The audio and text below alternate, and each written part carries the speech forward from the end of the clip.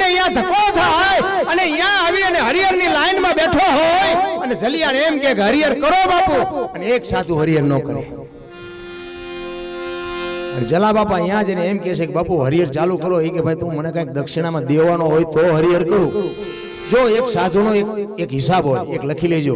તમે સાધુનો ઘરે રોટલો જમાડો ને પછી 5 ની નોટે આપજો તો તમારું પૂરું ગણાય. આ ઈ સાધુના નિયમો છે બાપુ.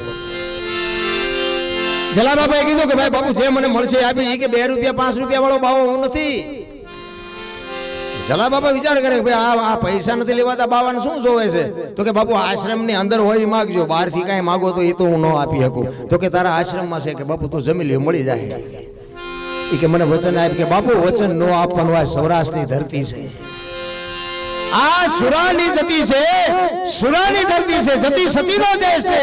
અને બાપુ વચન માગવાનું ન હોય તમે એમ કહો કે જલિયાણ તારું